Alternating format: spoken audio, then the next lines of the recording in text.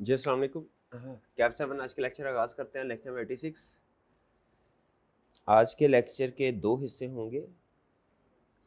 Part A में हम pastel analysis की केस स्टडीज़ आपको होम असाइनमेंट दी गई थी, इसको डिस्कस करेंगे।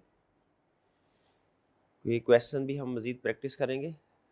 फिर इसके बाद जो इसी पार्ट ए में आगे चैप्टर 1 जो हमने चैप्टर 1 और 2 बेसिकली पेस्टल एनालिसिस में हर एलिमेंट की थ्योरेटिकल डिस्कशन है।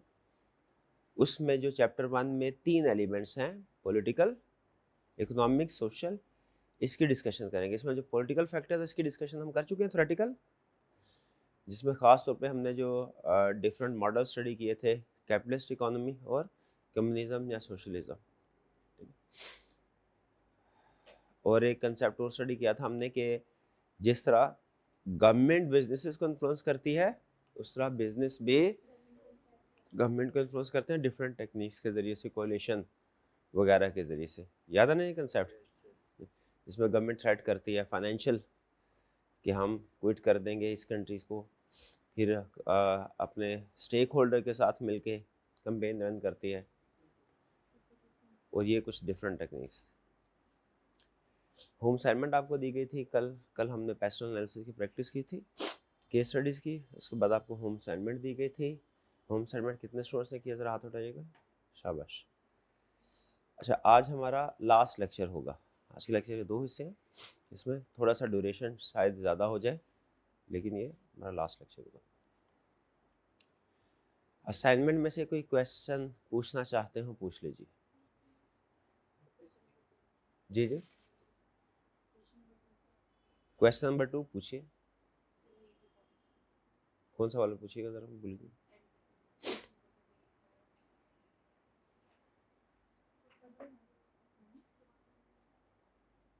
कौन से वाला फैक्टर था?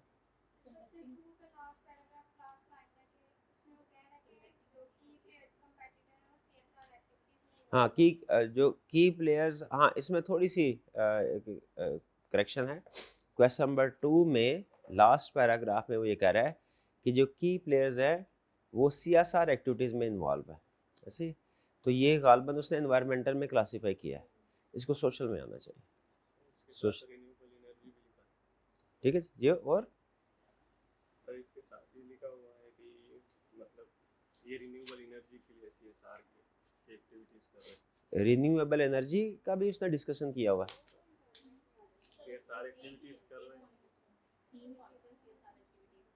हाँ जी, हाँ 3 पॉइंट्स है। एक जो रिन्यूएबल एनर्जी वाला है वो इन्वायरमेंटल में आ जाएगा, और बाकी जो CSR एक्टिविटीज़ वाले हैं वो इधर आ जाएंगे, सोशल में आ जाएंगे।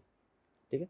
अच्छा, एक चीज़ और ज़हन में रखिएगा, आपको 2 तरह की प्रॉब्लम्स आ सकती हैं पेस्टल। वैसे पेस्टल एनालिसिस की केस स्टडी आपके ख्याल में कितने स्टूडेंट्स के लिए ख्याल में ये इजी है, कितनों के ख्याल में मॉडरेट या डिफ़िकल्ट? इजी, हाँ जी, मेरा अपना यही ख्याल है, लेकिन मैं पहले ओपिनियन नहीं देना चाह रहा था अपना। इजी है। इसमें 2 तरह की प्रॉब्लम आप फेस कर सकते हैं। एक प्रॉब्लम ये फेस कर सकते हैं, एक मैनेजेबल है, एक मैनेजेबल नहीं है, उसके ऊपर आपने ज़्यादा टाइम भी नहीं लगाना। जो मैनेजेबल प्रॉब्लम है वो क्या है, आपने पेस्टल एनालिसिस केस स्टडी की, कुछ फैक्टर्स आइडेंटिफाई किए और कुछ फैक्टर्स आइडेंटिफाई नहीं कर सके। ओमिशन इस वजह से हो जाती है कि बाज़ औक़ात सिर्फ एक लफ्ज़ होता है या 2 लफ्ज़ होंगे जिसकी वजह से हमारा फैक्टर जो है वो आइडेंटिफाई उसमें से होना होता है। आपने देखा, हमने कल प्रैक्टिस की थी, तो उसमें एक लाइन में बाज़ का 3 अल्फाज होते थे और तीनों अलग-अलग फैक्टर्स में जा रहे होते थे। तो सम टाइम एक सिंगल वर्ड की वजह से हमारा कोई ना कोई फैक्टर जो है वो इफेक्ट हो जाता है, क्रिएट हो जाता है फैक्टर। उसमें सम टाइम आप कुछ फैक्टर हो सकता है ओमिट कर जाए। ओमिशन वाली जो प्रॉब्लम होगी ना, ओमिशन वाली, ये बड़ी प्रॉब्लम है। इसको आपने मैनेज करना है। जो फैक्टर्स ओमिट हो जाए, क्वेश्चन को दोबारा पढ़े, देखें किस इंफॉर्मेशन, किस लफ्ज़ की वजह से ये फैक्टर क्रिएट हो रहा था, उस वर्ड को आपने अपने पास अलग से कहीं नोट कर लेना है कि पेस्टल एनालिसिस में आइंदा ये वर्ड अहम है, अगर किसी केस स्टडी में आया इसकी वजह से ये फैक्टर इंक्रीज होगा। ओमिशन वाली प्रॉब्लम ये ज़्यादा बड़ी प्रॉब्लम है। एक दूसरी प्रॉब्लम है, वो दूसरी प्रॉब्लम क्या है, मिस क्लासिफिकेशन की। मिस क्लासिफिकेशन की प्रॉब्लम क्या, आपने फैक्टर आइडेंटिफाई किया, लेकिन फॉर एग्जांपल आपने उसे लीगल फैक्टर्स की बजाय पॉलिटिकल में क्लासीफाई कर दिया, ठीक है। आपने जैसे ये एग्जांपल सोशल की बजाय एनवायरमेंटल में, एनवायरमेंटल की बजाय सोशल में क्लासीफाई कर दिया, ठीक है। ये एक मिस क्लासिफिकेशन की प्रॉब्लम आपको फेस करनी पड़े, ये नेचुरल है। नेचुरल से मुराद ये लगभग जब भी कभी कोई क्लासिफिकेशन का क्वेश्चन होता है ना, याद रखें, इस सब्जेक्ट से ताल्लुक, इस टॉपिक से ताल्लुक नहीं है, पूरी दुनिया के हर सब्जेक्ट से जब कभी क्लासिफिकेशन करनी होती है, और क्लासिफिकेशन जजमेंट पे डिपेंड करती है, यानी साइंस वाली क्लासिफिकेशन नहीं, जजमेंट पे डिपेंड करती है, उसमें हमेशा कुछ पॉइंट्स में जजमेंटल डिफरेंस आता है। वो डिफरेंस ऑफ ओपिनियन आना नेचुरल है। वो इन्फॉर्मेशन पढ़ के मुझे लग रहा होगा ये किसी और फैक्टर से रिलेट कर रहा है, आपको लग रहा होगा किसी और फैक्टर से रिलेट कर रहा है। जजमेंटल डिफरेंस लगभग 20% के करीब होता है, यानी अगर कहीं पे फर्ज कीजिए 10 फैक्टर उसने दिए हुए हैं, तो 10 में से 8 या 9 आप क्लासीफाई कर लेंगे, बिल्कुल ठीक। 1 या 2 फैक्टर्स ऐसे होंगे जिनमें जजमेंटल डिफरेंस आएगा, उसमें फिर आपकी एक्सप्लेनेशन रेलिवेंट हो जाती है। तो जहां कहीं अगर आपको ये लगे ना कि मैंने किसी, पहले तो आपने ये देखनी है कि कितने डिफरेंसेस एक्सेप्टेबल होते हैं, यानी अमूमी तौर पे होते हैं। 10 में से 1 या मैक्सिमम 2 पॉइंट्स में जजमेंटल। इससे ज़्यादा अगर डिफरेंस है तो उसका मतलब है कंसेप्चुअली कोई प्रॉब्लम है, क्योंकि रियल टर्म में भी कुछ ऐसे फैक्टर्स होते हैं जिनकी क्लासिफिकेशन फर्दर एक्सप्लेनेशन रिक्वायर करती है। तो जो फर्दर एक्सप्लेनेशन रिक्वायर करती है, फर्दर इंफॉर्मेशन, मैं हो सकता है कुछ और सोच के किसी और जगह क्लासीफाई करूं, आपका थिंकिंग पैटर्न कुछ और हो सकता है। इसीलिए ओमिशन अगर हो जाए पेस्टल एनालिसिस में, उसको आपने अलग से नोट करना है, उसके लिए 0 टॉलरेंस लेवल है। एक फैक्टर भी मिट अगर हो गया, आपने लिखना है किस वजह से हुआ है, और नेक्स्ट टाइम उसके ऊपर फोकस करना है, वर्ड के ऊपर। मिस क्लासिफिकेशन, एक केस स्टडी के अंदर 1 या मैक्सिमम 2 इन फैक्टर्स की जो मिस क्लासिफिकेशन है, 1-2 फैक्टर्स की, वो नेचुरल है, उस पर परेशान होने की ज़रूरत नहीं है। उससे आपने ये नहीं समझना कि आपकी तैयारी ठीक नहीं है, ठीक है। हाँ, उसमें जो एक्सप्लेनेशन होगी वो डिसाइड करेगी कि आपको उसके मार्क्स मिलेंगे कि नहीं मिलेंगे। अगर आपने रेलिवेंट एक्सप्लेनेशन दिया उसको, रेलिवेंट कैटेगरी के लिहाज से, तो आपको मार्क्स मिलेंगे उसके। क्लियर जी? इसके अलावा और कोई क्वेश्चन?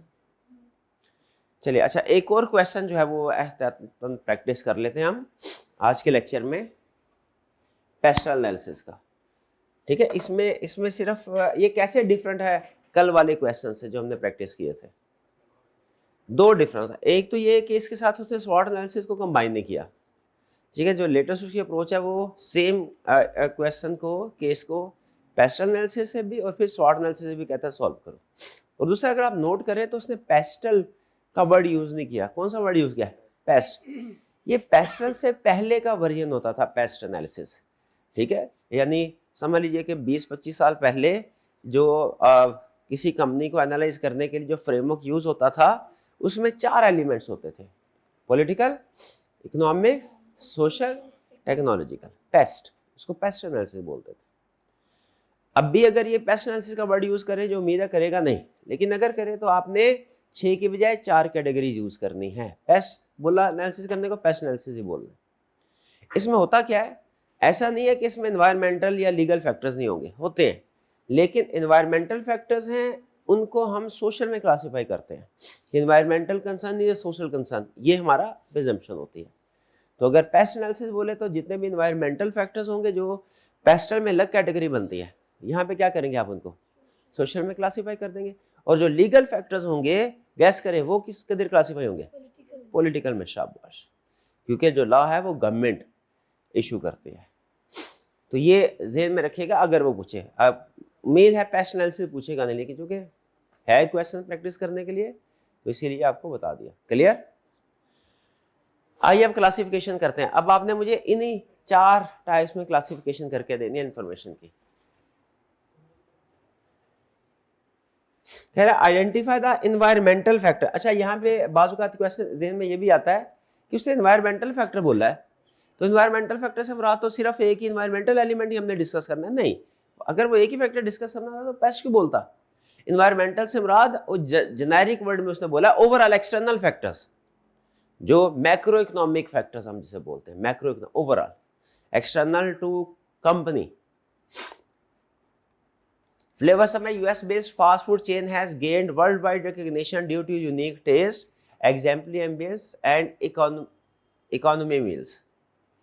क्या इस इंफॉर्मेशन का पेस्टल एनालिसिस पे कोई फर्क पड़ता है? नहीं, स्वॉट होता तो शायद हम इसको स्ट्रेंथ में क्लासीफाई करते, कुछ इंफॉर्मेशन को बेस्ट में नहीं। It is considering to exploit an opportunity to expand its business in major city of Zenata. इस इंफॉर्मेशन से पेस्टल एनालिसिस पे political factor, economic, social, technological technological क्या फूड में कौन सी टेक्नोलॉजी है? अभी तक उसने कोई ऐसी हो सकती है पिज़्ज़ा बनाने के लिए कोई नई मशीन बना ले, हो सकती है जो आधे घंटे के बजाय 10 मिनट में पिज़्ज़ा बना दे, लेकिन अभी तक उसने जिक्र नहीं किया। तो पहला जो पैराग्राफ है वो इंट्रोडक्टरी पैराग्राफ है। Agreed? Zenata is a developing country where demand for fast ever increasing. बताइए रेलिवेंट है? कौन से वाली इंफॉर्मेशन? इकोनॉमिक फैक्टर, ठीक है। Demand for fast food is increasing. Developing country भी इकोनॉमिक फैक्टर है, इसका मतलब है लोगों की परचेजिंग पावर वहां पे ज्यादा नहीं होगी, ठीक है। डेवलपिंग कंट्री में अमूमी तौर पे क्या होता है? Developing country purchasing power high होती है क्या? तो पहला डेवलपिंग कंट्री इकोनॉमिक फैक्टर है, इसमें इफेक्ट क्या होगा? लोगों की परचेजिंग पावर लो है। और दूसरा क्या है फैक्टर? Demand is increasing. तो इंक्रीजिंग डिमांड ये क्या है? पॉजिटिव, इसकी वजह से हमारे सेल्स बढ़ेगी। During the last decade local as well as international fast food chains have enjoyed substantial profit. ये बताए इकोनॉमिक फैक्टर सब्सटेंशियल प्रॉफिट, इसका मतलब है ये प्रॉफिट, ये सेगमेंट प्रॉफिटेबल है। Despite widening wealth gap fast food have gained immense popularity among lower and middle class. ठीक है, ये सोशल फैक्टर कैसे हुआ? हाँ, वो पॉपुलर है, इसका मतलब है वो उसको ट्रेंड या प्रेफरेंस उनकी चेंज हो रही है। अच्छा, ये तो आपने क्लासिफाई कर दिया कि immense popularity among lower and middle class, ये despite widening wealth gap economic factor, लेकिन इसको हम डेवलपिंग कंट्री के साथ ही एक्सप्लेन कर दें, क्योंकि ये अलग से कोई इंडिपेंडेंट फैक्टर मुझे नहीं लग रहा कि इतना पावरफुल है कि इसको अलग से फैक्टर के तौर पे डिस्कस किया जाए। वेल्थ, ये वाइडनिंग वेल्थ गैप और डेवलपिंग कंट्री, मुझे लग रहा है अगर एक फैक्टर हो जाए तो वो ज्यादा बेहतर है। आप 12 इनको लग सकते हैं, मुझे ये मिलते जुलते फैक्टर्स लग रहे हैं। However, social awareness groups are pressurizing health ministry to revise public health policy by introducing stringent regulation on food industry. अच्छा, ये जरा थोड़ा डिस्कशन करने वाला है, ब्रेनस्टॉर्मिंग वाला सेंटेंस है। इसमें 3 चीजों की तरफ बात जा सकती है। पहली क्या? गवर्नमेंट की इन्वॉल्वमेंट है इसमें, गवर्नमेंट को प्रेशराइज करने की कोशिश की जा रही है, हेल्थ मिनिस्ट्री। क्या ये पॉलिटिकल फैक्टर है? दूसरा कि सोशल ग्रुप है, सोशल अवेयरनेस ग्रुप, ठीक है, ये एफर्ट्स कर रहे हैं कि लोगों को अवेयरनेस क्रिएट करें कि फास्ट फूड जो है सेहत के लिए नुकसानदेह है। क्या ये सोशल फैक्टर है? दूसरा सवाल है। तीसरा, stringent regulation on food industry, क्या ये लीगल है? अब नहीं, अभी मैं डिस्कशन कर रहा हूं, मैं अभी आपको आंसर नहीं बता रहा, डिस्कशन कर रहा हूं, या इनको अलग अलग डिस्कस करना चाहिए? क्या ख्याल है आपका? सबसे पहली चीज, अगर ये पूरा पेस्टल एनालिसिस होता, आप इसमें सोशल अवेयरनेस ग्रुप प्रेशराइज कर रहे हैं हेल्थ मिनिस्ट्री को, किस फैक्टर में क्लासिफिकेशन करते हैं इसके? क्या ये पॉलिटिकल है या सोशल है? सोशल ग्रुप्स हैं, कर क्या रहे हैं? क्या वो सोसाइटी को फोकस कर रहे हैं कि आप अपनी ईटिंग हैबिट्स को चेंज करें? अगर वो सोसाइटी को एफर्ट कर रहे होते फिर हम कहते सोशल। अब वो किसको फोकस कर रहे हैं? हेल्थ मिनिस्ट्री यानी गवर्नमेंट। तो ये अब अगर गवर्नमेंट इन्फ्लुएंस हो गई तो गवर्नमेंट क्या करेगी भला? हाँ, गवर्नमेंट कोई एक्शन ऐसा लेगी जिससे कि वो सपोर्ट करे लोगों के ईटिंग हैबिट्स को इम्प्रूव करने के लिए। तो ये पॉलिटिकल फैक्टर के तौर पे क्लासिफाई होगा, ठीक है, पॉलिटिकल फैक्टर। अहम चीज ये नहीं कर कौन रहा है, अहम चीज ये इफेक्ट किसके ऊपर हो रहा है, इफेक्ट गवर्नमेंट के ऊपर हो रहा है इसका। ठीक है जी, तो ये हमारा कौन सा वाला। अच्छा दूसरा, क्या इसको लीगल फैक्टर में क्लासिफाई किया जा सकता है, क्योंकि रेगुलेशन, इंक्रीज रेगुलेशन का वर्ड आ गया, लीगल फैक्टर में क्लासिफाई किया जा सकता है। पैशनल होता तो लीगल में कर लेते, पैशनल नहीं है तो फिर पॉलिटिकल में, ऑलरेडी हम उसको पॉलिटिकल में कर रहे हैं।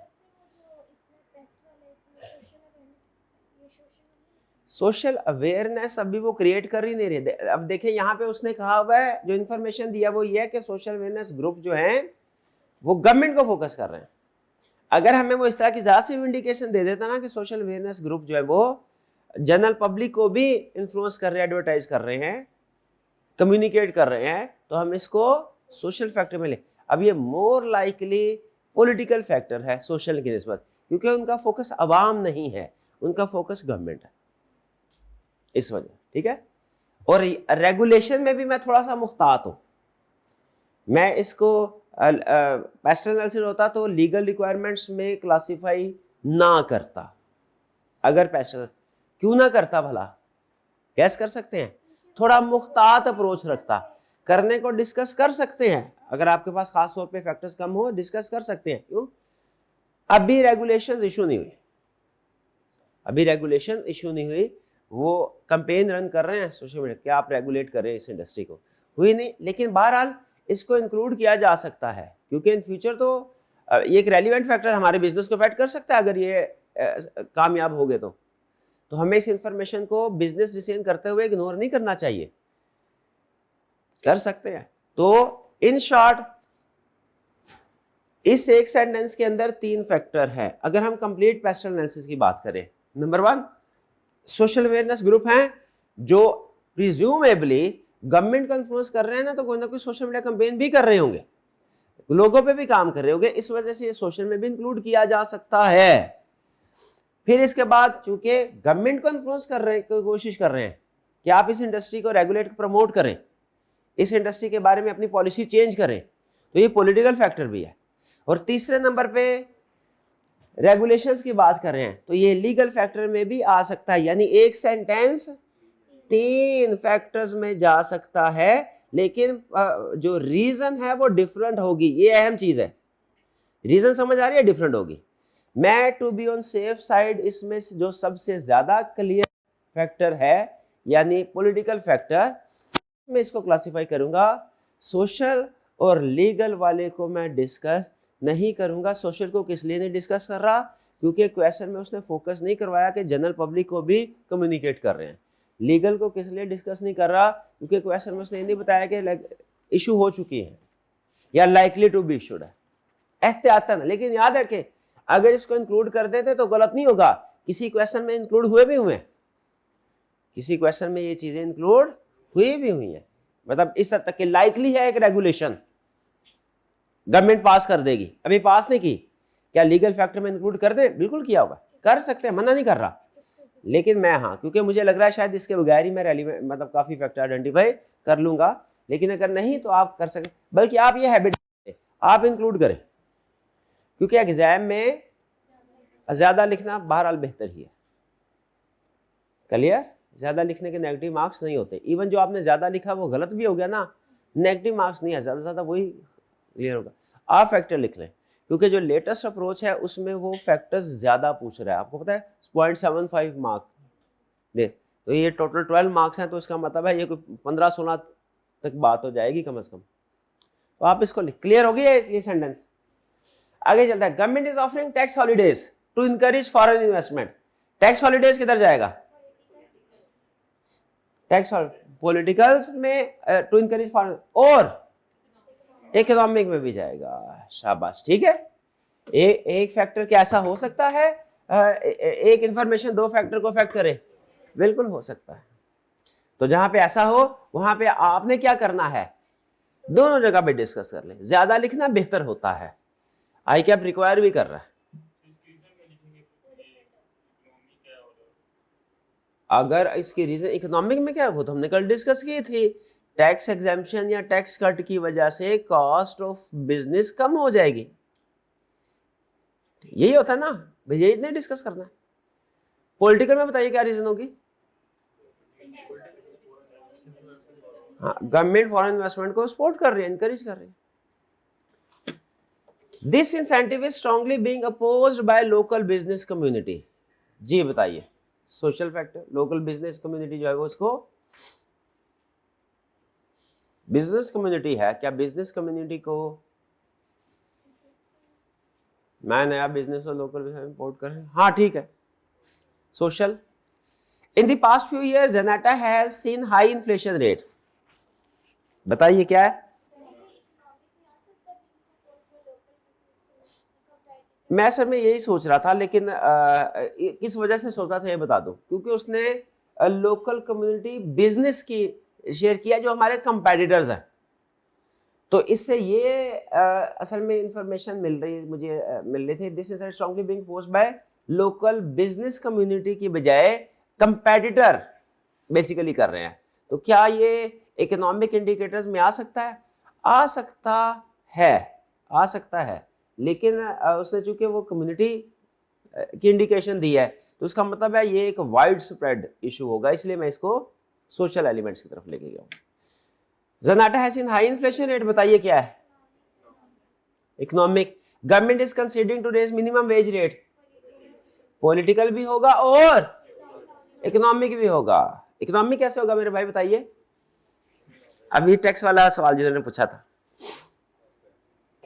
वेज, हाँ minimum wage rate economic, political factor है, मुझे समझ आ गया। गवर्नमेंट ने कहा मिनिमम पे करना पड़ेगा। इकोनॉमिक फैक्टर कैसे है? हाँ 20% राइज होगा तो business expense, business cost increase होगी।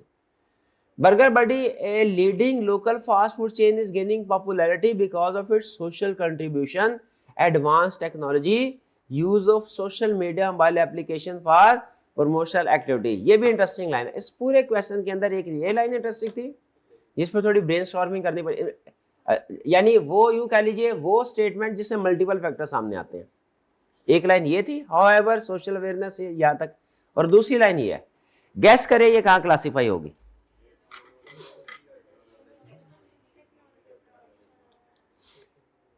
Gaining popularity because of its social contribution.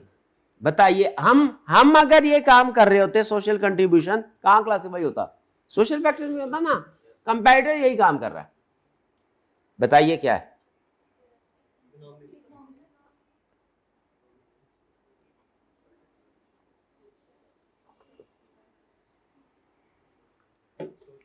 ये सोशल फैक्टर ही होगा, सोशल कंट्रीब्यूशन, क्योंकि उसका जो सोशल इमेज है वो प्रमोटर है। एडवांस टेक्नोलॉजी यूज कर रहा है, बताइए ये हम यूज करें advance technology, technological factor, competitor use करें टेक्नोलॉजिकल फैक्टर, और फिर use of social media, social, देखिए सोशल कंट्रीब्यूशन और use of social media, use of social media भी क्या होना चाहिए? जो मोबाइल एप्लीकेशंस हैं ये टेक्नोलॉजिकल फैक्टर में जाएगा, और जो सोशल मीडिया का यूज बढ़ रहा है ये सोशल फैक्टर में आएगा। ठीक है?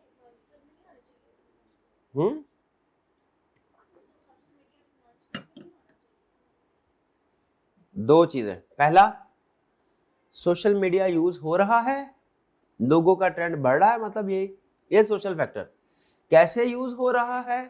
मोबाइल एप्लीकेशन के जरिए से, टेक्नोलॉजिकल फैक्टर। जैसे होता है ना कि मोबाइल है उसमें आपका हार्डवेयर भी है सॉफ्टवेयर भी है, ऐसे ही है ना।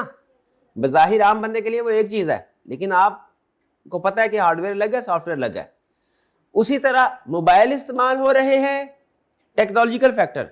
मोबाइल किस पर्पस के लिए इस्तेमाल हो रहे हैं? Social factor. ठीक है? तो ये यूज ऑफ सोशल मीडिया, देखे social contribution social factor, agreed. Advance technology use हो रही है, technological factor. Use of social media / mobile application for promotional activities, promotional activities के लिए सोशल मीडिया को यूज किया जा रहा है। अच्छा, यानी इसमें ये ट्रेंड नहीं है कि अवाम यूज कर रही है, ये नहीं है। अगर अवाम यूज कर रही होती तो ये सोशल मीडिया, ये सोशल फैक्टर में जाता। इसमें यूज कौन कर रहा है? बिजनेस। किस पर्पस के लिए? प्रमोशन के लिए। तो ये टेक्नोलॉजिकल फैक्टर होगा, टेक्नोलॉजिकल फैक्टर। तो इस सेंटेंस में दो फैक्टर हैं, एक सोशल कंपैरेटिव सोशल कंट्रीब्यूशन कर रहे हैं, सोशल फैक्टर में आ गया, और दूसरा टेक्नोलॉजी को यूज किया जा रहा है प्रमोशन के लिए, तो ये टेक्नोलॉजिकल फैक्टर है। क्लियर? तो जरा क्विक रिवीजन करते हैं इसकी। सबसे पहले मुझे बताइए इसमें हमने कौन कौन से फैक्टर्स आइडेंटिफाई किए। पहला फैक्टर डेवलपिंग कंट्री, बताइए कौन सा फैक्टर है? Economic. Demand is increasing, economic. Substantial profit, कंपनियां एंजॉयिंग सब्सटेंशियल प्रॉफिट, इकोनॉमिक। शाबाश। Widening wealth gap, economic. Fast food gain popularity, social. शाबाश। Social awareness group are pressurising health ministry. अच्छा, social awareness group work कर रहे हैं, ये social, वो government को प्रेशराइज कर रहे हैं कि पॉलिसी चेंज करे, पॉलिटिकल। ठीक है, जो भी पॉलिसी गवर्नमेंट की आएगी ना, P for policy, P for political. Government की जो पॉलिसीज होंगी वो पॉलिटिकल फैक्टर्स में आपने क्लासिफाई करनी है। Stringent regulations on food industry, stringent regulation, हाँ जी, पॉलिटिकल, क्योंकि पेस्ट एनालिसिस कर रहे हैं, पेस्टल नहीं। अगर पेस्टल एनालिसिस कर रहे हैं तो लीगल फैक्टर में जाता है। टैक्स हॉलीडेज, पॉलिटिकल भी और इकोनॉमिक भी। To encourage foreign investment, political. The incentive strongly being opposed by local business community, Zanata has high inflation rate. Government is considering to raise minimum wage, economic factor. और वहां political भी, क्योंकि ये law होता है ना legal, government law पास करती है वेज रेट को इंक्रीज करने के लिए। तो ये जैसे टैक्स है वो लीगल में, जो पॉलिटिकल में भी है और इकोनॉमिक में भी है, उसी तरह minimum wage rate. Next popular social contribution, comparative क्या? Use of advance technology, technological factor.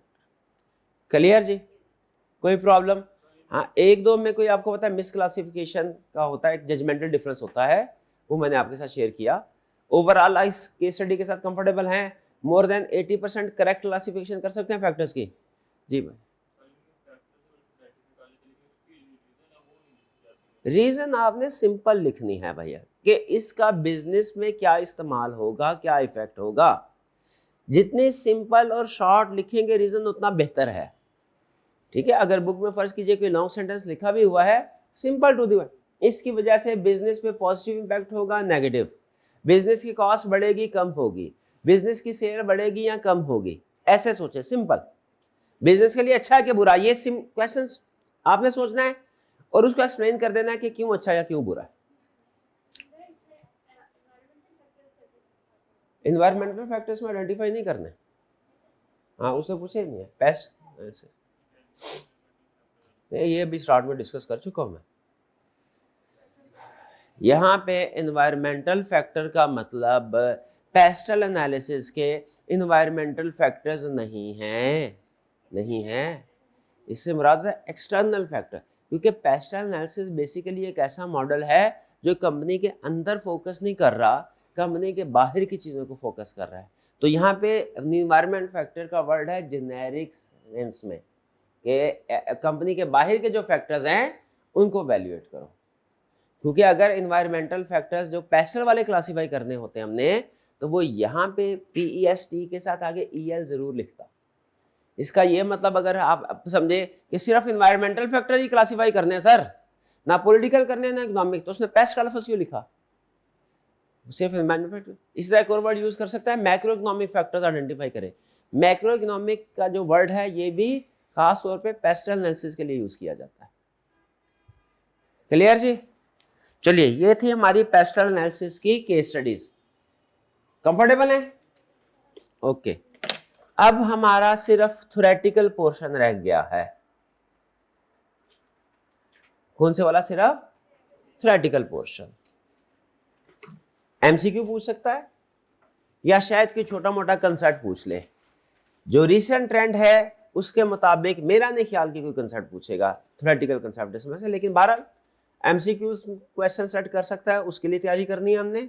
और हो सकता है कि छोटा सा 3-4 नंबर का क्वेश्चन पूछ ही ले, किस्मत अच्छी हो तो। पहले मुझे बताइए, पॉलिटिकल फैक्टर्स में कोई प्रॉब्लम? रीड कर लिया आपने? अच्छा, ये दो जो बड़े सिस्टम है गवर्नमेंट के, ये अपने जनरल नॉलेज के लिए भी अच्छा है, कम्युनिज्म और कैपिटलिज्म। ये वाला कैपिटलिज्म, ये वाला नहीं, ये वाला कैपिटलिज्म और ये वाला कम्युनिज्म, इसमें कंपैरिजन आपने पढ़ लिया, क्योंकि बाकी में फैक्टर्स वही हैं, सिर्फ जो इंटेंसिटी है वो या तो रिड्यूस होती जाएगी किसी फैक्टर की, या ग्रेजुअली इंक्रीज होती जाएगी। सुभान अल्लाह, सुभान। अच्छा, आप इतने बेसिक क्वेश्चन ना एंड पे पूछते हैं, पहले पूछ लिया करें। ये उसने आपको बताया है कि दुनिया में गवर्नमेंट के मुख्तलिफ तरीकाकार क्या है, निज़ाम हुकूमत चलाने के मुख्तलिफ तरीकाकार क्या हैं। एक है कि गवर्नमेंट हर चीज की जिम्मेदारी अपने ऊपर ले, बिजनेस चलाना है गवर्नमेंट ने चलाना है, कौन सा कारखाना लगेगा, कौन सी वाली क्या चीज किस चीज की प्रोडक्शन होगी, प्राइस क्या होगी, ये सारे काम करे गवर्नमेंट। दूसरा है कि गवर्नमेंट सिर्फ सिक्योरिटी प्रोवाइड करे, ये सारी एक्टिविटीज जो कमर्शियल एक्टिविटीज है, बिजनेस है, वो करे प्राइवेट सेक्टर। यानी बेसिक क्वेश्चन अगर आप कहें ना सारी डिस्कशन को एक सेंटेंस में समेट दे, तो वो ये कि ये क्लासिफिकेशन डिपेंड करती है कि गवर्नमेंट को बिजनेसेस को रेगुलेट करना चाहिए या नहीं करना चाहिए। One word answer. अगर आपका जवाब है यस कि गवर्नमेंट को बिजनेस को रेगुलेट करना चाहिए, तो आप लेफ्ट विंग के हामी हैं, लेफ्ट विंग के, जिसे कहते हैं कम्युनिज्म। और अगर आप चाहते हैं, का ख्याल है कि गवर्नमेंट को बिजनेस को इन्फ्लुएंस नहीं करना चाहिए, भाई प्राइवेट ये बायर सेलर खुद डिसाइड कर लेगा क्या खरीदना है, क्या बेचना है, किस प्राइस पे खरीदना है, किस पे बेचना है, वो खुद डिसाइड कर लेंगे। भाई प्राइस फेयर है कि नहीं, ये आपस में खुद डिसाइड, क्योंकि अगर बायर को वारा खाता हुआ वो चीज खरीदेगा, नहीं वारा खाता वो नहीं चीज खरीदेगा। अगर आप इस बात के हामी हैं तो फिर आपका ताल्लुक राइट विंग से है, बिजनेस को रेगुलेट करना चाहिए, बेसिक यही डिफरेंस है। बाकी सारे फैक्टर्स इस सवाल के बाद आते हैं कि बिजनेस को रेगुलेट करना है तो कैसे करना है, ठीक है। अपना अपना पॉइंट ऑफ व्यू है, हम किसी पॉइंट ऑफ व्यू को गलत नहीं कह रहे। एक कम्युनिज्म या सोशल स्टाइल है और दूसरा कैपिटलिस्ट इकोनॉमी है, ठीक है। पाकिस्तान में अजीबोगरीब खिचड़ी, आपको पता है हर चीज की खिचड़ी होती है। 1970s में जब जुल्फकार अली भुट्टो साहब की गवर्नमेंट थी, उससे पहले जब वो अयूब साहब की गवर्नमेंट थी, तो उस वक्त जो इकोनॉमिक डेवलपमेंट थी, अगर आप हिस्ट्री पढ़े पाकिस्तान में ज़्यादा थे, उस वक्त था पॉइंट ऑफ व्यू ये कि जो प्राइवेट सेक्टर है उसको ओपन कर दिया जाए। उस वक्त पाकिस्तान एक कैपिटलिस्ट इकोनॉमी की तरह वर्क कर रहा था, ग्रोथ भी हो रही थी, इंडस्ट्रियल प्रोडक्शन भी बढ़ रही थी, लेकिन जो सोशलिज्म को प्रमोट करते थे, हामी थे, वो फिर इसके खिलाफ कैंपेन चलाते थे कि जी इकोनॉमिक डेवलपमेंट तो हो रही है नंबर्स में, एक्सपोर्ट्स बढ़ रही है, प्रोडक्शन बढ़ रही है, जीडीपी पर कैपिटा बढ़ रही है, लेकिन ये दौलत चंद हाथों में सिमट रही है, क्योंकि इस डेवलपमेंट की वजह से फायदा सिर्फ एंटरप्रेन्योर को हो रहा है, मजदूर को नहीं हो रहा। ये स्कूल ऑफ थॉट बढ़ा, तो फिर जुल्फकार अली भुट्टो साहब आए, उन्होंने फिर इसकी को नेशनलाइज कर दिया इंडस्ट्रीज को, यानी उनका कम्युनिज्म स्टाइल ज़्यादा था, कम्युनिज्म की तरफ, सोशलिज्म की तरफ। तो उस वक्त फिर वो सारी इंडस्ट्री जो है, बड़ी बड़ी इंडस्ट्री, वो नेशनलाइज कर दी गई। अब नेशनलाइज कर दी गई, इन्वेस्टर का कॉन्फिडेंस कम हो गया, उन्होंने कहा सर हम अपनी फैक्ट्री इतनी मेहनत से साल से खड़ी करें और गवर्नमेंट एक ऑर्डर पास करके अपने कब्जे में ले ले, भाई ये कंट्री तो ऐसी ही है, हम इस कंट्री से मूव कर जाते हैं। ठीक है। अब उसके बाद फिर क्या हुआ, चूंकि नेशनलाइजेशन हो गया, फिर उस जमाने में जो सरकारी नौकरी का आप इतना देखते होंगे ना, अपने बड़ों से सुनते होंगे सरकारी नौकरी पक्की नौकरी जो है लोग रिश्ता देखते हुए सबसे अहम चीज यही कंसीडर करते थे भाई सरकारी नौकरी। ये उस दौर में ट्रेंड था, अब नहीं है। ये उस दौर में ट्रेंड था क्योंकि उस दौर में सरकारी नौकरी पक्का समझा, उसमें फिर करप्शन भी बढ़ी, उसमें फिर लोग जो थे काम नहीं करते थे, वो रेड टेपिज्म बढ़ा, अब उसके साइड इफेक्ट आना शुरू हो गए। फिर वो दूसरी जो पार्टी थी जो कैपिटलिस्ट के फेवर थे वो फिर एक्टिवेट हो गए। उन्होंने कहा जी ये क्या, ये तो करप्शन ज़्यादा हो रही है, प्रोडक्शन का इनएफिशिएंसी बढ़ रही है, रिश्वत का कल्चर आम है। फिर वो जब ये नवाशी साहब की गवर्नमेंट आई तो ये थोड़ा कैपिटलिस्टिक स्टाइल के है, इन्होंने इसको फिर प्रमोट किया। तो ये जब गवर्नमेंट बदलती है ना, याद रखें, तो गवर्नमेंट की पॉलिसी भी चेंज हो जाती है। बिजनेसमैन ये कहता है हमें इससे गर्ज नहीं है गवर्नमेंट किसकी है, ट्रू बिजनेसमैन जो है ना वो कहता है कोई पीपल पार्टी हो, गवर्नमेंट की हो, वो हो जाए, कुछ मसला नहीं है। वो कहता है पॉलिसी जो है वो कंसिस्टेंट हो, हम बनाएं जो हमें पता हो कि ये पॉलिसी अगले 10 साल 20 साल चलनी है, उसके मुताबिक हम प्रोजेक्ट हम देखें क्या चलाना है क्या नहीं चलाना है। एक गवर्नमेंट आती है इंडस्ट्री को फेवर करती है, दूसरी गवर्नमेंट उस इंडस्ट्री को डिस्करेज कर देती है, हमारी सारी कैलकुलेशन आउट हो जाती है। ठीक है, तो ये प्रॉब्लम, ये फर्क है इनमें। ठीक है, यह स्पेक्ट्रम। तो पैस्टल एनालिसिस में सिर्फ इतना पूछता होता है कि कम्युनिज्म है तो बिजनेस के लिए फेवरेबल है कि कैपिटलिस्ट। आपने जब कम्युनिज्म स्टाइल के इंडिकेशन दे, आपने कहना है बिजनेस के लिए फेवरेबल नहीं समझा जाता इसे। ठीक है, जैसे रशिया की एग्जांपल दी थी, रशिया में जाके आप इतना बिजनेस नहीं कर सकते ओपनली। ठीक है, अमेरिका में कर सकते हैं, इवन सऊदी अरेबिया में हमारे मुसलमान भाई है ना, वहाँ पे जाके आप ओनली बिजनेस नहीं, वो कफील वाला कंसेप्ट होता है, आपको शायद अंदाजा होगा, कोई ना कोई उधर लोकल के साथ आपको जॉइंट वेंचर करना पड़ता है, वहाँ पे प्रॉपर्टी ओन नहीं कर सकते आप, बड़ा मुश्किल है। यूएसए में जाएं, ओपन कैपिटलिस्ट इकोनॉमी है, जो मर्जी करें, उधर प्रॉपर्टी ओन करें, उधर वगैरह वगैरह। चलिए हाँ, छोड़े, ज़्यादा डिस्कशन नहीं। तो भैया ये समझ आ गया आपको ये क्या चीज़ है, ये बड़ा सा बॉक्स जिसको एक दफ़ा देख के डर लगता है, ये क्या चीज़ समझ आ गया है? उसको देख के डरना नहीं है, सिर्फ आपने इसको और इसको स्टडी करना है, ये फैक्टर के साथ लिंक करना है बस। ठीक है, मेन कंसेप्ट यही करना है कि ये सारा बॉक्स किस चीज़ का सवाल का जवाब है, क्या गवर्नमेंट को बिजनेसेस को रेगुलेट करना है, चाहिए या नहीं करना चाहिए। आइए अब आगे चलते हैं। इंपैक्ट ऑफ पॉलिटिकल आइडियोलॉजी हमने पढ़ लिया। अब ये चूंकि थ्योरेटिकल है सारा, तो छोटे छोटे कंसेप्ट्स हैं, आपको शायद बोरिंग भी लगेंगे। ठीक है, लेकिन पढ़ने हैं तो उसको पढ़ने हैं। मेरी कोशिश होगी कि इसमें आपको कुछ थोड़ा इंटरेस्टिंग छोटी छोटी एग्जांपल या मेन कंसेप्ट आपके साथ शेयर करता रहूं। Economic cycle, economic cycle study किया हुआ आपने? ठीक, ओके। अच्छा मुझे ये बताइए इकोनॉमिक साइकिल होता क्या, मैं तो भूल गया। इकोनॉमिक साइकिल क्या होता है, क्या होता है इकोनॉमिक साइकिल? हाँ ऐसे होता है, बिल्कुल सही बताया, ये ऐसे होता है। ये क्या होता है? ये होता है आपने ग्रोथ इन जीडीपी को, जीडीपी की ग्रोथ को ओवर टाइम एनालाइज किया। प्रैक्टिकली ये ऐसे नहीं होता, प्रैक्टिकली इसकी जो शेप होती है वो कुछ इस तरह होती है, यानी बिल्कुल स्ट्रेट नहीं, अप डाउन मूव हो रहा होता है, लेकिन बिल्कुल स्ट्रेट नहीं, थोड़ा 90 के एंगल पे।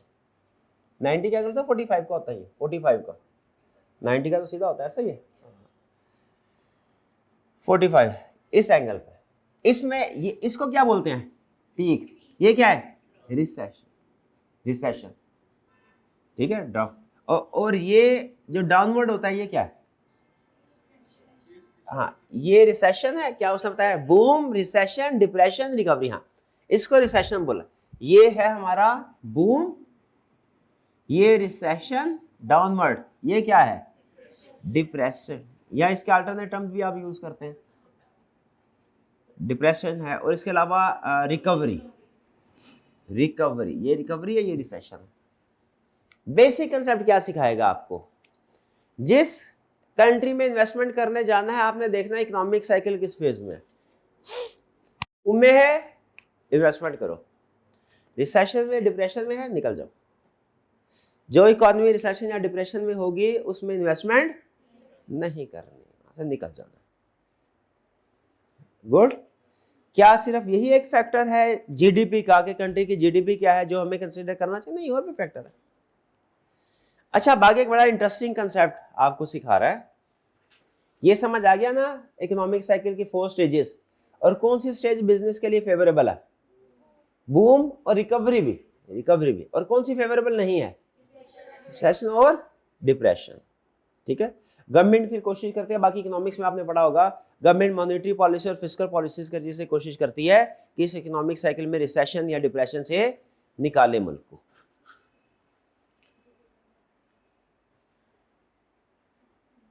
हाँ, इकोनॉमिक इंडिकेटर कंसेप्ट ये है कि क्या जो इकोनॉमिक साइकिल की स्टेज है, हमें कैसे पता चलेगा इस वक्त किस स्टेज पे है? हमें कैसे पता चलेगा इस वक्त किस स्टेज पे? पता क्या हमें कोई आके बताएगा? नहीं, कुछ इंडिकेटर्स होते हैं, ठीक है, इंडिकेटर्स होते हैं। अच्छा, आपने शायद कुछ दूसरे सब्जेक्ट्स में पढ़ा हो, खासतौर पे अगर वो DSR में, डाटा एनालिटिक्स में, या कुछ और जनरल भी अंडरस्टैंडिंग आपको होगी कि हम जब एनालिसिस करते हैं ना, तो बाज़ औक़ात हम एनालिसिस कर रहे होते हैं पास्ट का कि क्या हुआ, क्यों हुआ, बाज़ औक़ात कर रहे हैं प्रेजेंट का, ये क्या हो रहा है, और बाज़ औक़ात फ्यूचर का, आने वाले वक्त में क्या हो। तो क्या ये आइडेंटिफाई करने के लिए कि इकोनॉमी पिछले साल किस स्टेज पे थी, अब किस स्टेज पे है, फ्यूचर में किस स्टेज पे होगी, क्या हम पहचान सकते हैं? इसके लिए इंडिकेटर्स होते हैं। 3 तरह के इंडिकेटर्स हैं। कौन कौन से? लीडिंग इंडिकेटर्स और कोइंसिडेंटल इंडिकेटर्स और लैगिंग इंडिकेटर्स। लीडिंग इंडिकेटर्स क्या बताते हैं हमें? इंडिकेटर क्लासिफाइड 3 हिस्सों में क्लासिफाई करते हैं। लीडिंग इंडिकेटर बताएंगे फ्यूचर के बारे में, लीडिंग।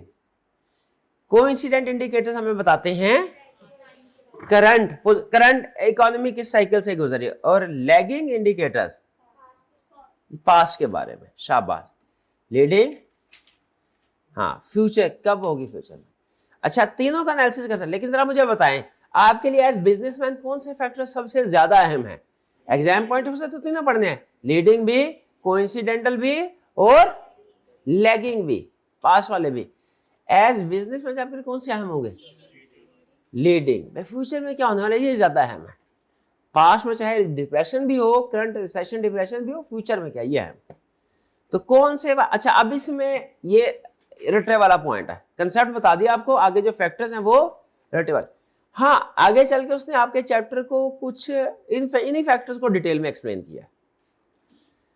स्टॉक मार्केट इंडेक्स क्या है, स्टॉक एक्सचेंज कितना बढ़ रही है, लोगों का कॉन्फिडेंस क्या है, क्या नए ऑर्डर, मैन्युफैक्चर के नए ऑर्डर, यानी कंपनीज को नए ऑर्डर बन रहे हैं, नई नई फैक्ट्रीज बन रही है, न्यू बिल्डिंग पर हाउसिंग सोसाइटी बढ़ रही है, क्योंकि हाउसिंग सोसाइटी बेसिकली और भी बहुत सी इंडस्ट्रीज को प्रमोट करती है साथ। यहाँ पे न्यू बिल्डिंग परमिट से मुराद कि नए घर बन रहे हैं कि नहीं, मनी सप्लाई, GDP नंबर, ये सारे आपने याद कर लेने। इसमें से जो अहम वाले हैं वो उसने आगे चल के एक्सप्लेन किए हुए हैं। जैसे अगर आप देखें तो यहाँ से इसके बाद या फैक्टर उसने लिस्ट डाउन करने के बाद इन्हीं फैक्टर्स को डिटेल में डिस्कस कर रहा है। तो इन्हीं फैक्टर्स की हम डिस्कशन कर रहे हैं डिटेल में आगे।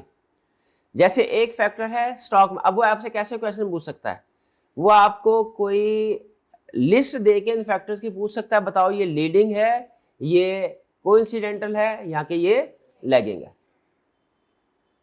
इस तरीके से आप, तो आपने इसको याद करना है ताकि आप इसकी करेक्ट क्लासिफिकेशन कर सकें। लीडिंग इंडिकेटर में stock market index. Stock market index क्या बताता है? स्टॉक मार्केट बताता है इन्वेस्टर का कॉन्फिडेंस। अगर स्टॉक एक्सचेंज बढ़ रही हो तो उसका मतलब क्या है? इन्वेस्टर फ्यूचर के बारे में कॉन्फिडेंट है। अगर स्टॉक एक्सचेंज कम हो रही हो, फ्यूचर के बारे में कॉन्फिडेंट। आपसे छोटा सा सवाल पूछता हूं भाई, अगर ईरान और अमेरिका इसराइल की जंग स्टार्ट हुई है, अभी स्टार्ट ही हुई है, आपके ख्याल में जो इंटरनेशनल स्टॉक एक्सचेंज है इन पे क्या कोई फर्क पड़ेगा? ये क्या हुई? डाउन हो गई। शाबाश। क्यों? अभी एक ही दिन में कौन सा इतना नुकसान हो गया कि वो डाउन हो गए? वो फ्यूचर को देख रहे हैं। इन्वेस्टर कह रहा है कि अगर मैंने पैसा इधर इन्वेस्ट रखा, आगे कमर्शियल एक्टिविटीज तो डाउन हो जाएगी, अब आपकी इंपोर्ट एक्सपोर्ट सारी डिस्टर्ब होगी, वो समंदर के जरिए से होनी है, और समंदर के प्रॉब्लम, ऑयल नहीं मिल सकेगा, फैक्ट्री बंद होना शुरू हो जाएगी। तो उस जिस दिन जंग शुरू हुई उसी दिन इन्वेस्टर को पता चल गया आगे अगले साल क्या होने लगा है, उसने फौरी रिएक्ट किया, शेयर बेचना शुरू कर दिए, मार्केट डाउन। ठीक है। अच्छा, अब यहाँ पे मार्केट कैपिटलाइजेशन का कंसेप्ट है। मार्केट कैपिटलाइजेशन का कंसेप्ट ये है कि स्टॉक एक्सचेंज के अंदर जितने भी कंपनीज के शेयर्स हैं उनकी मार्केट वैल्यू कितनी है, उसे बोलते हैं मार्केट कैपिटलाइजेशन। इसका सिंपल फार्मूला है क्या, जितनी कंपनीज है उनकी लिस्ट बनाओ, हर कंपनी के आगे लिखो उसने कितने शेयर इशू किए हैं और हर शेयर की मार्केट वैल्यू लिख दो, मल्टीप्लाई कर दो। इससे क्या होगा, एक कंपनी की टोटल मार्केट वैल्यू आएगी, वो होगी एक कंपनी की मार्केट कैपिटलाइजेशन। ये मार्केट कैपिटलाइजेशन टर्म आप अक्सर बिजनेस में सुनेंगे।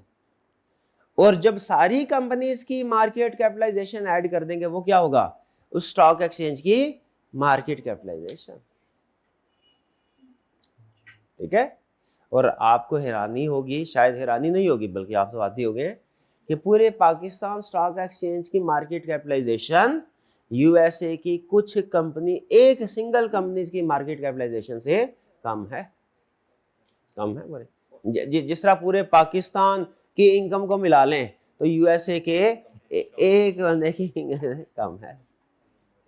कैपिटलिस्ट इकोनॉमी उस तरीके से काम करते हैं। तो मार्केट कैपिटलाइजेशन का कंसेप्ट समझ आया। अच्छा, आपको इतना भी अंदाजा होगा, अब बिजनेस के स्टूडेंट हैं, कि कंपनी के जितने भी शेयर्स होते हैं ना, सारे के सारे मार्केट में ट्रेड नहीं हो रहे होते। कुछ ऐसे होते हैं जो डायरेक्टर्स ने अपने पास रखे होते हैं लॉन्ग टर्म के लिए, साल के लिए, लॉ ने भी रिक्वायर किया हुआ है, जरूरी है, वरना वो डायरेक्टर नहीं रहते। डायरेक्टर बनने के लिए शेयर होल्डर होना जरूरी है। तो जितनी भी टोटल मार्केट कैपिटलाइजेशन है, सारी की सारी मार्केट में ट्रेड नहीं हो रही होती। तो जो मार्केट में ट्रेड के लिए अवेलेबल हो उसे बोलते हैं फ्री फ्लोट। टोटल जो है मार्केट कैपिटलाइजेशन से क्या बोलते हैं, फुल कैप। फुल कैप में से कुछ कैपिटलाइजेशन द डायरेक्टर के अपने पास होगी, वो ट्रेडिंग के लिए अवेलेबल नहीं होते, उन्होंने अपने तिजोरी में रखे होंगे, फिक्स करके ताला लगा दिया, ये सेल परचेज नहीं होने, और डिविडेंड पर्पस के लिए, कुछ और पर ग्रोथ पर्पस के लिए। जो मार्केट में अवेलेबल है उसको बोलते हैं फ्री फ्लोट। ये फ्री फ्लोट और फुल कैप का कंसेप्ट समझ आ गया।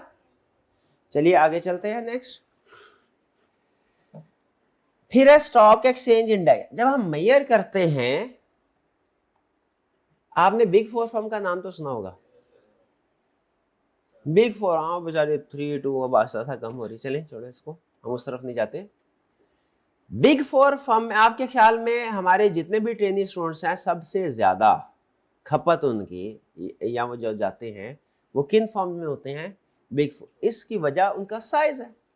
तो हर सेक्टर में इस तरह होता है कि आपको कुछ बड़ी बड़ी फर्म्स होंगी जिन्होंने उस सेक्टर का बड़ा हिस्सा कैप्चर किया है।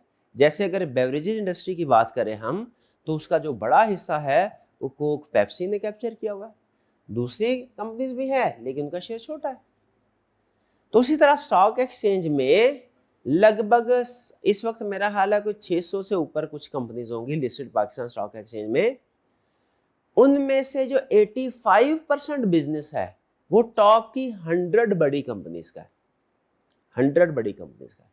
तो अब मुझे बताइए, अगर आपने ये देखना हो कि स्टॉक एक्सचेंज अपवर्ड मूव कर रही है कि डाउनवर्ड, एक तरीकाकार ये है कि हर कंपनी के शेयर की प्राइस में चेंज देख लें, सबका ओवरऑल क्या है। अगर ओवरऑल प्राइस के मार्केट कैपिटलाइजेशन बढ़ गई है कल की निस्बत, तो हम क्या कहते हैं, स्टॉक एक्सचेंज के पॉइंट्स बढ़ गए।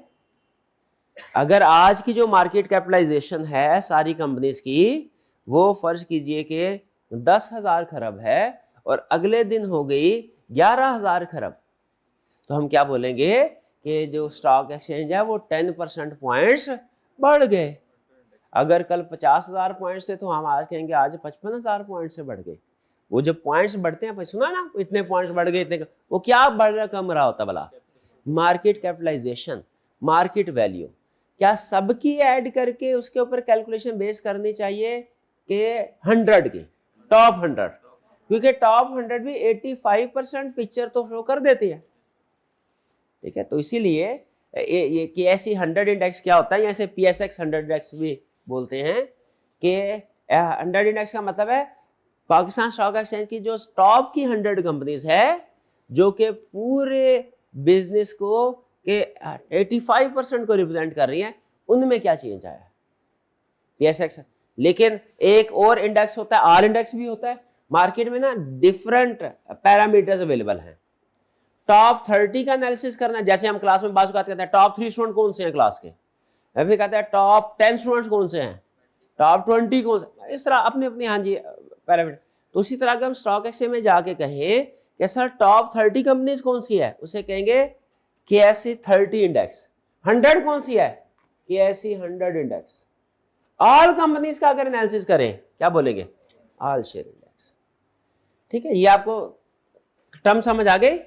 100 इंडेक्स 30 इंडेक्स का मतलब समझ आ गया। ये 100 इंडेक्स में से 100 किस चीज को शो कर रहा है, 100 लार्जेस्ट कंपनीज को।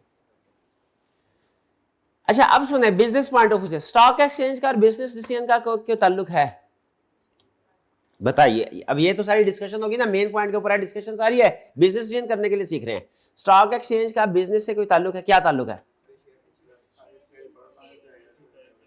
प्राइस बढ़ रही है, इसका अगर स्टॉक एक्सचेंज बढ़ रही है, ग्रो करी, इसका मतलब क्या है, शेयर की प्राइसिंग में बढ़ रही है, बिजनेस करने के लिए बहुत अच्छा मौका है, यहां इन्वेस्टमेंट करनी चाहिए। और अगर स्टॉक एक्सचेंज डाउन जा रही है तो इसका मतलब है मार्केट वैल्यू कम हो रही है कंपनीज की, मार्केट वैल्यू बिजनेस करने के लिए अच्छे वक्त ये नहीं है। क्लियर हो गया जी, ठीक है। अच्छा ये ओवरऑल इकोनॉमी, एक एनालिसिस है इंडिविजुअल कंपनी के लिए। अगर आप एक इंडिविजुअल कंपनी है और आपने दूसरी कंपनी को बाय करना है, अब बताइए अब आपके लिए क्या बेहतर है, उसकी मार्केट कैपिटलाइजेशन शेयर प्राइस ज्यादा हो या कम हो, कम हो। जब कम हो तो फिर मर्जर या एक्विजिशन ज्यादा होते हैं क्योंकि आपको शेयर सस्ते में मिल जाते हैं।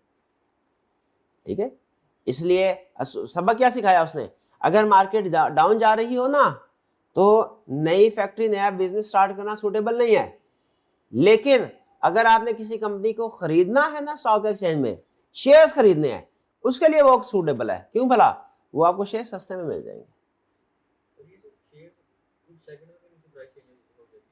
अब विद इन सेकंड वजह से बाहर अवसर नहीं मैं जाना चाह रहा, छोड़ दे उसको, छोड़ दे। आगे चलते हैं। कंपनीज क्या शेयर्स को अपने पास खरीद के रखती हैं, किस लिए रखती है, जरूरत के वक्त काम आएगा, लिक्विडिटी पोजीशन उनकी स्ट्रांग होती है इससे। अगर स्टॉक एक्सचेंज डाउन हो जाए तो उनके लिक्विडिटी पोजीशन में क्या फर्क पड़ेगा, डाउन हो जाएगी। शाबाश। नेक्स्ट जीडीपी फैक्टर है क्या, बिल्कुल है। ये आपको पता है जीडीपी कैसे कैलकुलेट होती है, इकोनॉमिक्स में सीखी है। एक इकोनॉमी के अंदर 4 बड़े सेक्टर्स होते हैं, C plus I plus G plus X minus M।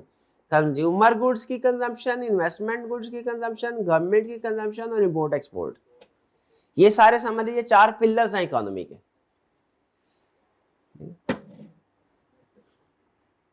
तो इससे जीडीपी से क्या पता चलता है हमें कि इस कंट्री की पूरे साल की प्रोडक्शन कितनी है, उसको फिर हम अमाउंट्स में कन्वर्ट करते हैं। अच्छा एक कंसेप्ट है नॉमिनल जीडीपी और एक है रियल जीडीपी।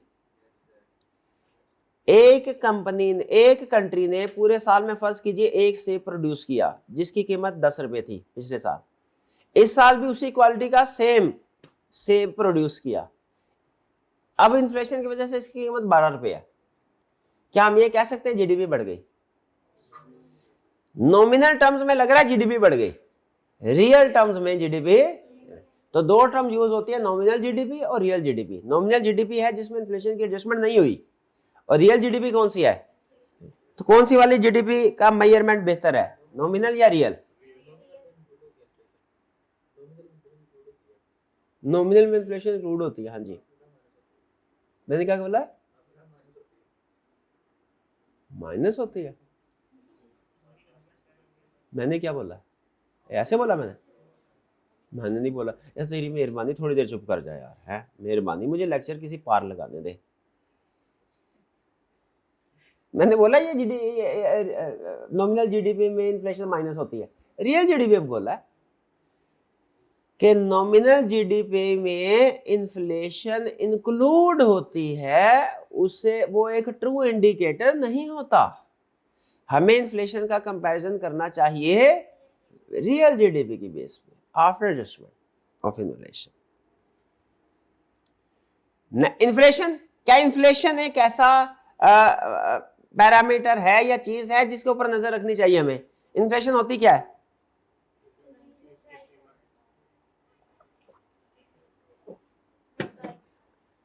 महंगाई। सुभान अल्लाह, बेहतर, ऐसा लफ्ज बोला फौरन समझ आ गया। इन्फ्लेशन क्या है? महंगाई, चीजों का प्राइस लेवल इंक्रीज होना।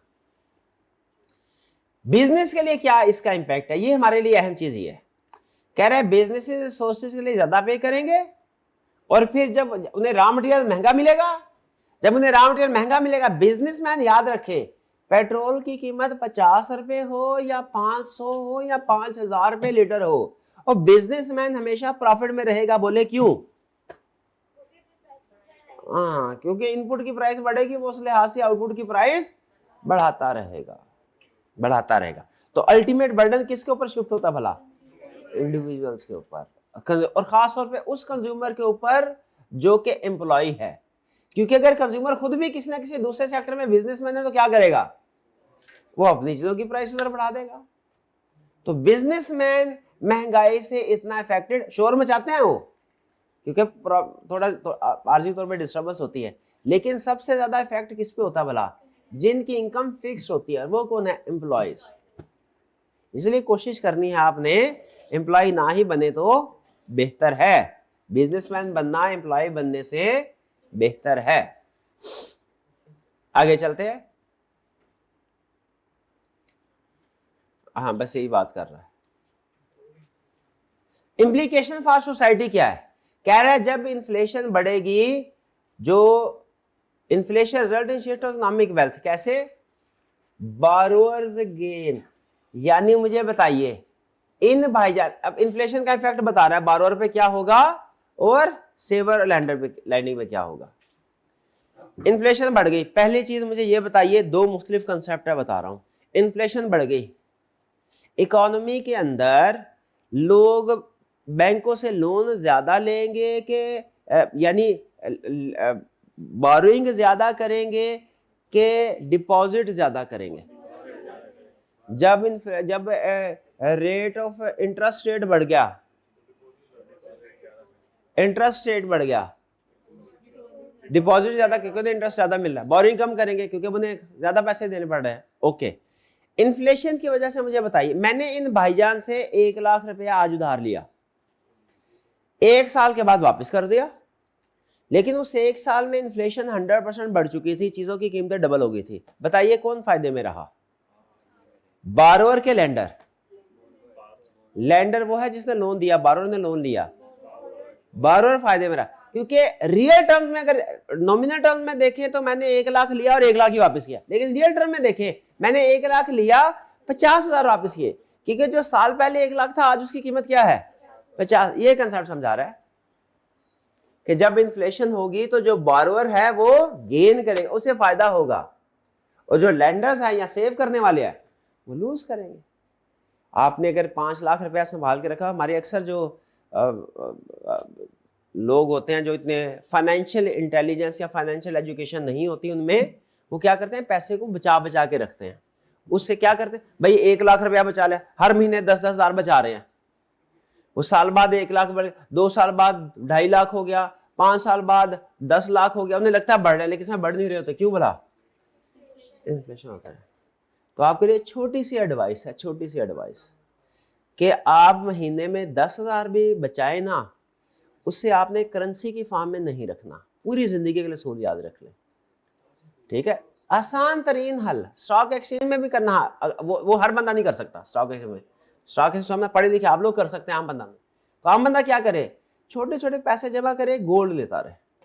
आपको पता है 10,000 रुपये का गोल्ड भी मिल जाए, हालांकि क्या है आजकल 4.5-5 लाख रुपए, 4.5 के करीब तोला है गोल्ड, लेकिन क्या इसमें हम 20-25 हजार का गोल्ड खरीद सकते हैं? हाँ, उनके पास जाए ना, उसको उनकी ऑप्शन होती है, वो 1-1 ग्राम जो है वो भी आपको सेल कर देते हैं। तो गोल्ड कन्वर्ट करें करेंसी को, करेंसी की शक्ल में। ये आपको एक ही मैसेज बता रहा है, क्या सेव, जब इन्फ्लेशन हमेशा होगी, इन्फ्लेशन हमेशा पक्की बात है, और सेव करने वाला हमेशा लूज करेगा। क्यों लूज करेगा भला? पैसे की वैल्यू कम होगी। क्लियर जी। और यहाँ पे क्या कह रहा है, जब इन्फ्लेशन होगी नुकसान में कौन रहेंगे, सेव करने वाले। नुकसान में कौन रहेंगे, जिनकी इनकम फिक्स्ड है। और अमूमी तौर पे हमारी सोसाइटी में ये ट्रेंड होता है कि एम्प्लॉयज ज्यादा होते हैं, फिक्स इनकम उनकी होती है, यहाँ इन्फ्लेशन से इफेक्ट होते रहते हैं, उन्हें पता नहीं चला। सिर्फ एक पीस ऑफ माइंड होता है क्या, कि मुझे डर कोई नहीं है, बिजनेस मेरा नुकसान नहीं होगा, लेकिन असल में हर रोज नुकसान हो रहा होता है उनका। पर आगे चलते हैं, इंटरेस्ट रेट। इंटरेस्ट रेट भी आपको बता दिया, जब इंटरेस्ट रेट बढ़ेगा बिजनेस ज्यादा लोन लेगा कम लेगा, और इंटरेस्ट रेट कम होगा तो लोन ज्यादा होगा, एक्टिविटीज बढ़ेंगी। बिजनेस एक्टिविटीज कब बढ़ेंगी, जब इंटरेस्ट रेट कम हो।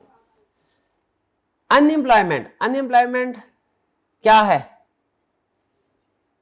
भाई, लोगों को जॉब ना मिलना। पढ़ लिया, बीए कर लिया, एमबीए कर लिया, नहीं सीए में प्रॉब्लम नहीं है। सीए में ये प्रॉब्लम होती है कि मर्जी की जॉब नहीं मिल रही, मर्जी की सैलरी नहीं मिल रही, लेकिन जॉब नहीं मिल रही, ये प्रॉब्लम नहीं होती। तो अनएम्प्लॉयमेंट, इवन नॉन क्वालिफाइड भी हो ना, जॉब उनको भी मिल जाती। हाँ बाकी सैलरी का मसला अलग है, मर्जी की सैलरी नहीं है, कम। अच्छा, अनएम्प्लॉयमेंट की कॉजेज क्या है, इकोनॉमिक रिसेशन, जब फैक्ट्री कोई नहीं चल रही तो जॉब कहाँ से आएंगी। शॉर्टेज ऑफ स्किल, लोगों के पास पुरानी स्किल है, एआई स्किल्स नहीं है उनके पास, हालांकि आज का बिजनेस है वो AI skill, technical skills, computer skills, इनको डिमांड करता है। कैसे आप वर्कफोर्स स्किल को मैनेज कर सकते हैं, अब यहां पे तो उसने बता दिया ना कि हमें अनएम्प्लॉयमेंट की कॉजेज बता दी। अनएम्प्लॉयमेंट को रिमूव करना है, अनएम्प्लॉयमेंट को क्या सजेशन देते हैं, पाकिस्तान के अनएम्प्लॉयमेंट को रिमूव करना है, बताइए। प्राइम मिनिस्टर बना दिया आपको 1 मिनट के लिए, तो क्या क्या जो जो करना चाहते हैं करें। जो स्किल की शॉर्टेज है कम किया जाए, लोगों को कोर्सेज करवाए जाएं, जो कोर्स है, जो पढ़ाई है, उसको प्रैक्टिकल लाइफ के साथ लिंक किया जाए, इंटीग्रेट किया जाए, ताकि लोग वो कंसेप्ट ना सीखे जो प्रैक्टिस में किसी काम के नहीं है। स्कूलों में मार मार के वो कंसेप्ट सिखाते हैं, बाद में सारी जिंदगी काम ही नहीं आते किसी के। वो कंसेप्ट ना सिखाए, बल्कि वो कंसेप्ट सिखाए जाएं जो काम के प्रैक्टिकल है।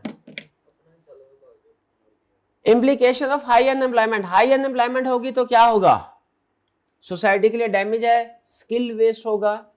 जाहिर है नौजवानों में जो स्किल सेट है, जो पोटेंशियल है, वो वेस्ट होगा अगर उन्हें जॉब नहीं मिलेगी। क्राइम रेट बढ़ जाता है, ठीक है। और फिर इसके बाद बिजनेस के लिए इसका इम्पैक्ट क्या है कि जब अनएम्प्लॉयमेंट बढ़ेगी, लोगों के पास खर्च करने के लिए पैसे नहीं होंगे, बिजनेस में इसका इफेक्ट होगा, उसकी चीजें बिकेंगी नहीं, लोग खरीदेंगे नहीं, मार्केट में डिमांड नहीं होगी, क्योंकि लोगों की परचेसिंग पावर नहीं है।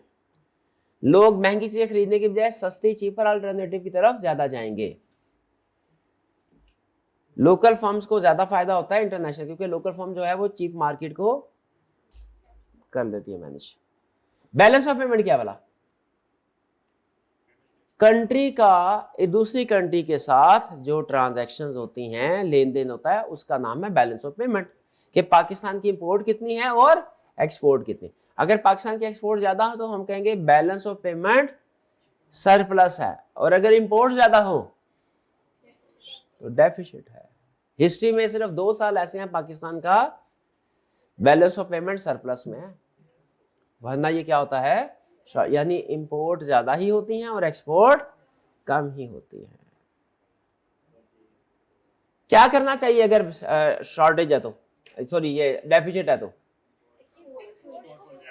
एक्सपोर्ट बढ़ानी चाहिए, इंपोर्ट कम, लग्जरी गुड्स की इंपोर्ट कम करनी चाहिए। क्यों इतने लंबे रास्ते और मुश्किल रास्ते पे चलते हैं, आसान रास्ता भी है, आईएमएफ से, वर्ल्ड बैंक से लोन ले ले, गैप पूरा हो गया। पाकिस्तान ऐसे ही कर रहा है, नहीं ऐसे नहीं कर रहा, ये भी तो एक तरीका है। मेरे भाईजान कहे सर खर्चे ज्यादा है, तनख्वाह कम है, क्या करूं। मैंने कहा लोन लेते रहो, जब लोन लेके गुजारा हो रहा है तो खर्चे कम करने की क्या जरूरत है भाई, ओवर टाइम करके इनकम बढ़ाने की क्या जरूरत है, लोन लेते रहो जब तक है, जब तक घर के बर्तन हैं बेचते रहे, क्योंकि घर अपना नहीं है ना। 2-3 साल के लिए हम इस घर में आए हैं, किराए का घर है, बाद में किसी और ने बाद वाले जाने। ये थे नाम। अब इसके बाद कौन से factor, social factors. Social factor क्या बिजनेस को अफेक्ट करते हैं, यस, ये हमने केस स्टडीज में भी डिस्कस किया। कौन कौन से सोशल फैक्टर, एटीट्यूड और लाइफस्टाइल, यानी जो कंज्यूमर्स हैं वो बाज़ औक़ात उनका लाइफस्टाइल ऐसा है कि वो कुछ सर्टन गुड्स, जैसे लोगों का लाइफस्टाइल कुछ कंट्रीज में लाइफस्टाइल है लग्जरी गुड्स को प्रेफर करते हैं डेवलप कंट्रीज में, और डेवलपमेंट कंट्रीज में क्या है, चीपर गुड्स। एटीट्यूड, कुछ कंट्रीज में एटीट्यूड है कि लोग एनवायरनमेंट फ्रेंडली गुड्स को प्रेफर करेंगे, और कुछ कंट्रीज में जैसे भी गुड्स हो कोई प्रॉब्लम नहीं है। डिफर करते हैं ना ये लाइफस्टाइल या एटीट्यूड। कल्चर इन्फ्लुएंस, क्या कल्चर का बिजनेस में इन्फ्लुएंस है? बिल्कुल। आपको याद आ कि एग्जांपल बताई थी वो एडवर्टीजमेंट की कि जो कोक पेप्सी यूएसए में एडवर्टीजमेंट करेंगे वो किसी और तरीके से करेंगे, उधर का कल्चर कुछ हो रहा है, अलग अलग रहते हैं। यहाँ पे वो फैमिली डील्स को प्रमोट करते हैं। टेस्ट की बात की थी, टेस्ट का फर्क होता है। इसके अलावा मैकडोनल्ड के वो बीफ बर्गर की बात की थी, इंडिया में फेल हो गया। तो ये क्या कल्चर बिजनेस को अफेक्ट करता है? यस, ठीक है।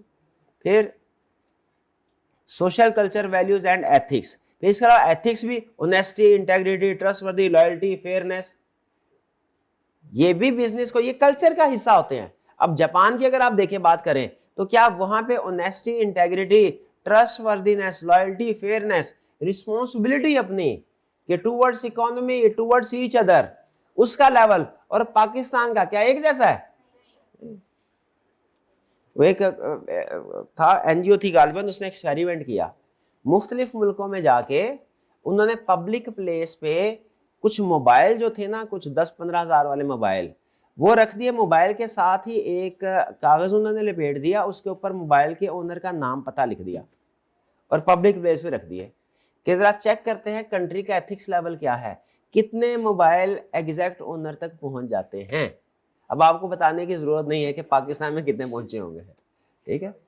तो इससे क्या ये बिजनेस को अफेक्ट करते हैं? बिल्कुल, ये प्रैक्टिसेस होती हैं, इससे पता चलता है भाई जो कंट्री, जिस कंट्री के लोग खुद एथिकल हैं, कल्चर, वो कंपनी से भी एक्सपेक्ट करेंगे और कंपनी को भी अनएथिकल प्रैक्टिस में एंगेज नहीं होने देंगे। कंपनी के लिए जानना जरूरी है। पाकिस्तान में हम जिस मर्जी तरीकाकार से गाड़ी चलाते हैं या जिस मर्जी तरीकाकार से सरकारी दफ्तर में जाके बिहेव करते हैं, जापान में चले जाएं, ऑस्ट्रेलिया में चले जाए, यूएसए में चले जाए, क्या सीधे होकर चलते हैं कि नहीं? क्यों भला वही लोग हैं इधर, यहाँ पे ट्रैफिक रूल्स की पाबंदी नहीं करनी, फॉरेन कंट्रीज में करनी है। किस वजह से? उस जगह को ऑनेस्टी, इंटेग्रिटी, जो सोशल कल्चर वैल्यूज है और एथिक्स है वो चेंज है। पाकिस्तान की डिफरेंट है, ठीक है। तो जैसा देश वैसा बेस, ये उस देश की निशानियां बता रहा है। जिस जगह बिजनेस करो वहां पे पहचानो लोगों का लेवल क्या है। डेमोग्राफी क्या है कि ये पॉपुलेशन को स्टडी करने का नाम है। डेमोग्राफी क्या है? Age wise, gender wise, race, ethnicity, location wise, किस जगह पे लोग रहते हैं, किस एज के रहते हैं। इसमें जो सबसे अहम ये वो आपको बता रहा है एज ग्रुप्स क्या कौन कौन से हैं। बेबी बूमर्स ये कौन से हैं? वो लोग जो 46 और 64 में पैदा हुए। जनरेशन एक्स, मिलेनियल्स, फिर उसके बाद क्या है? जनरेशन वाई, जेन जी। जेन जी कौन सी है? जरा गैस करें, जेन जी कब से स्टार्ट होते हैं? ये ना ईयर वाइज क्लासीफाई कर, 2002 से। नहीं तो जनरेशन एक्स, जनरेशन वाई नहीं आई दरमियान में कहीं? जनरेशन एक्स के बाद डायरेक्ट जनरेशन जी आ गई है। अच्छा, मिलेनियल है जनरेशन वाई, ओके। फिर इसके बाद जनरेशन जेन जी। अच्छा, ये क्यों जनरेशन में क्लासीफाई करते हैं भला? हर दौर में पैदा होने वाले लोगों के जो ख्यालात हैं, जो उनकी हैबिट्स है वो डिफरेंट है। जेन एक्स जो होती है ना, जेन एक्स, अभी भी अगर आप देखें मोस्ट प्रोबेबली जो आपके वालदैन हैं वो बेसिकली शायद जनरेशन एक्स से रिलेट करते होंगे या बेबी बूमर्स कैटेगरी में, जाहिर इसी में आ रहे। तो इनकी आदत, जो इन दो कैटेगरी आप देखेंगे, अपने वालदैन की आदतें जो है ना वो बचाने के ऊपर ज्यादा फोकस करते हैं, ठीक है। जो जेन एक्स है ना ये सेविंग के ऊपर ज्यादा फोकस करती है, लेकिन जेन जी जो है ये कंजम्पशन के ऊपर ज्यादा फोकस करती है। जेन जी हमेशा जितना कमाती थी उससे कम खर्च करती थी। जेन एक्स और जनरेशन जो जी है ये इसका क्या है? ये जितना कमाती है उससे ज्यादा का सोचते हैं। गुर्दा बेचना पड़ जाए आईफोन लेना, क्या हैबिट्स है ना। अब ये हैबिट्स किसी एक पर्सन की नहीं है, ये पूरी जनरेशन की होती है। ये एनालिसिस कंपनी इसलिए करती है ताकि उन्हें पता चले हमारी टारगेट मार्केट में कौन सी जनरेशन है। मिलीनियर का पीरियड गलत है, क्या लिखा हुआ है 2000 के, ओके ओके ओके, ठीक है, ये इसको लिख लीजिए 1980 से 2000 तक।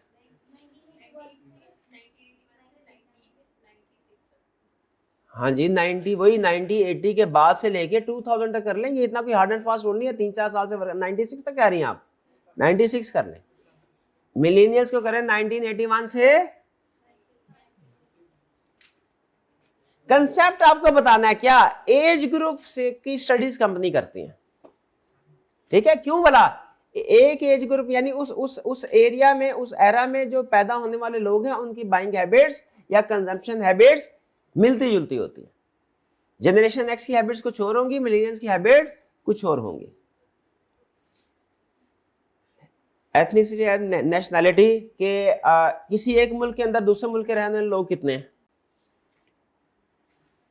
ठीक है। अमेरिका में स्टडी ये बताती है कि आइंदा आने वाले 15-20 सालों में अमेरिकन की तादाद कम हो जाएगी, बाहर से आने वाले लोगों की तादाद ज्यादा हो जाएगी। एजिंग पॉपुलेशन का मतलब क्या है, एज पॉपुलेशन में कितने लोग बच्चे हैं, कितने नौजवान हैं, कितने बूढ़े हैं। ये कंपनी के लिए इंफॉर्मेशन क्यों काम की होती है, क्योंकि जो बच्चे अगर ज्यादा हैं, बर्थ रेट ज्यादा है, तो वहां पे जो बेबी प्रोडक्ट्स हैं वो ज्यादा सेल होंगी। अगर बूढ़े लोगों की तादाद ज्यादा है तो वहां पे जो मेडिकल फैसिलिटीज है, मेडिसिन है, फार्मास्यूटिकल कंपनीज है, ये बिजनेस ज्यादा चलेगा,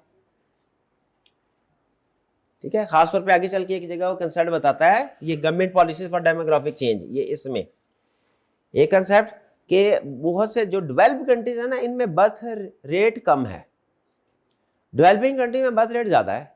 इसका फर्क क्या पड़ता है कि जो डेवलप्ड कंट्रीज हैं इनमें वर्कफोर्स कम है, काम करने वाले लोग कम है, तो ये कंट्री जो है ये परेशान होती है कि हम कैसे इस शॉर्ट गैप को पूरा करें।